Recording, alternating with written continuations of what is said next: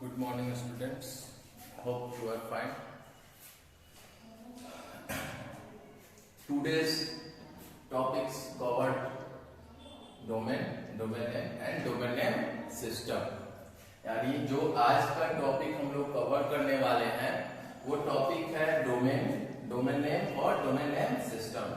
पिछले क्लास में हमने कुछ आर्किटेक्चर के बारे में पढ़ा था, कितने तरह के नेटवर्क होते हैं ये समझ लिया था, क्या क्या चीज कंपोनेंट यूज होता है नेटवर्क को क्रिएट करने के लिए ये समझे थे। एक पॉइंट छूट गया था, उस एक पॉइंट को आज क्लियर कर लेते हैं कि डोमेन क्या होता है और डोमेन नेम क्या होता है। ये समझना बहुत जरूरी है। किसी भी नेटवर्क में डोमेन क्या होता है एक बहुत ही इंपॉर्टेंट क्वेश्चन है। तो डोमेन के बारे में जानते हैं कि डोमेन क्या है। ठीक है, एक नेटवर्क आप लोग हम लोग क्रिएट किए थे। मान लीजिए कि एक नेटवर्क है, ठीक है। अब इस नेटवर्क में बताना है कि डोमेन क्या है।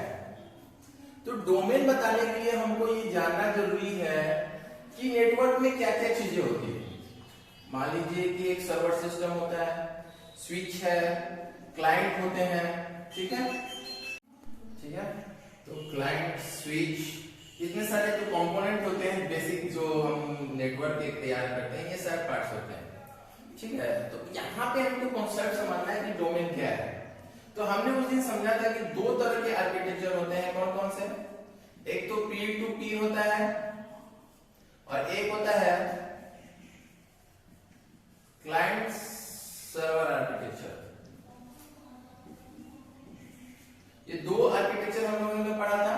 पीर टू पीर में क्या था कि केवल कम्युनिकेशन था, यहाँ कोई सेंट्रलाइज्ड पावर नहीं था।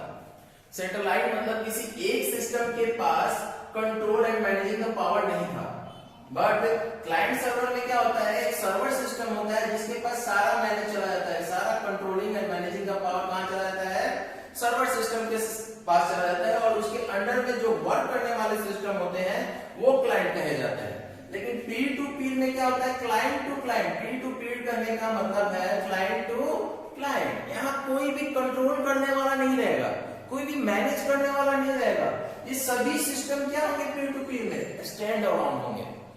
तो डोमेन का मेन महत्व बढ़ जाता है कहां, क्लाइंट टू सर्वर आर्किटेक्चर में। कहां पर, क्लाइंट टू सर्वर आर्किटेक्चर।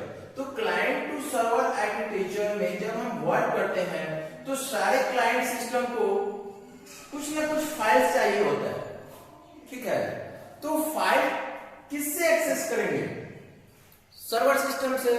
तो सर्वर सिस्टम पे एक डोमेन नेम आइडेंटिफाई होता है, जिस डोमेन नेम के थ्रू ही वो क्या कर सकते हैं, इस सर्वर सिस्टम से क्या कर सकते हैं, उस फाइल को ले सकते हैं।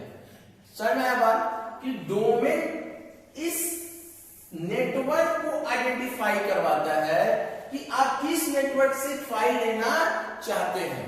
यानी कहने का मतलब है कि अगर यहाँ दो नेटवर्क हो अलग अलग, ठीक है, एक अलग नेटवर्क ये है, यहाँ पे भी सर्वर है और बहुत सारे क्लाइंट है, ठीक है, बात समझिएगा।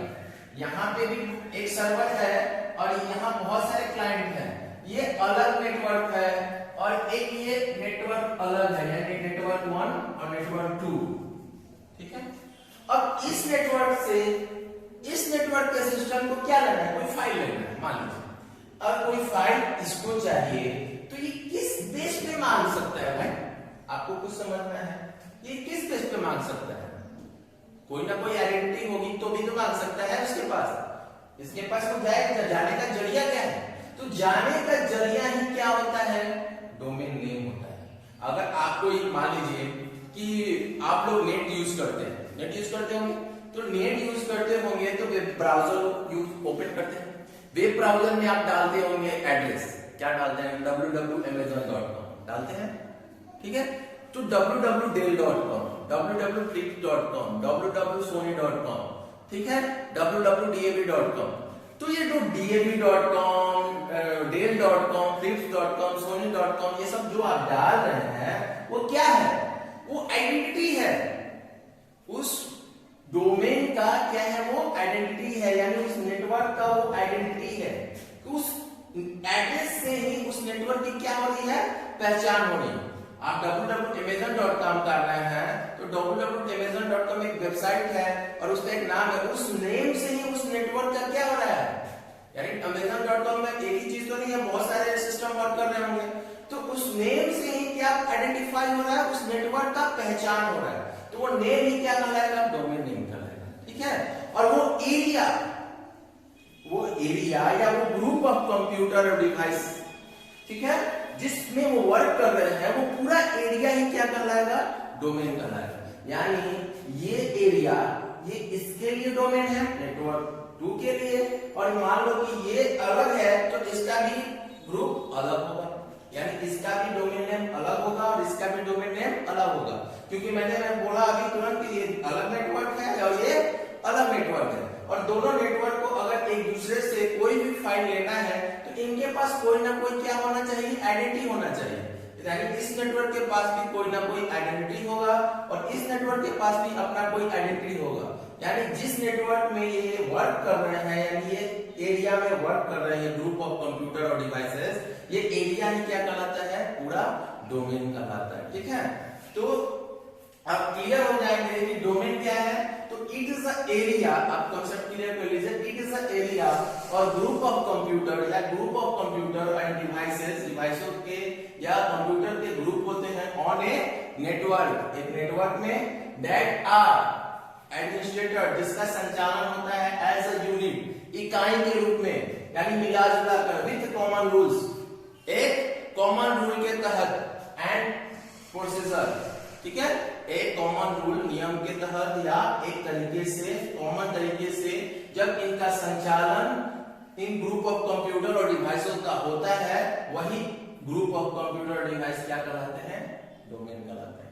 यानी ये पूरा एरिया का जो एडमिनिस्ट्रेशन होगा वो जिस बेस से कॉमन रूल से या कॉमन प्रोसीजर से होगा, वो कॉमन प्रोसीजर क्या कहलाता है, डोमेन कहलाता है। ये मान लीजिए अब आपको समझ में आ गया होगा कि ये जो पूरा एरिया है एक किसी न किसी डोमेन के अंतर्गत में वर्क कर रहे हैं, जो कि उनकी आइडेंटिटी कहलाता है, इसलिए एक डोमेन नेम दिया जाता है। डोमेन क्या हो गया, एक area of group of computer हो गया, और उस डोमेन को जो नेम से हम आइडेंटिफाई करते हैं वो डोमेन नेम हो गया। यानी डोमेन नेम क्या हो गया, domain name is the address where internet user can access the websites.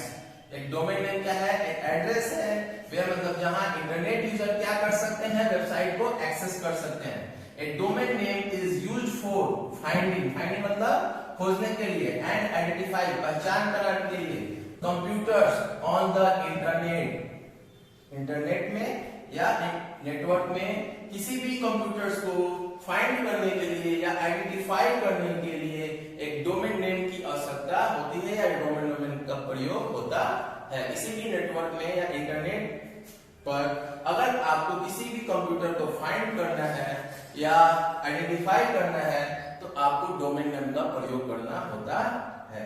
आप क्लियर हो गए, डोमेन नेम क्या है, डोमेन क्या है। ठीक है, अब एक बच जाता है पॉइंट हम लोग का, डोमेन नेम सिस्टम यानी डीएनएस।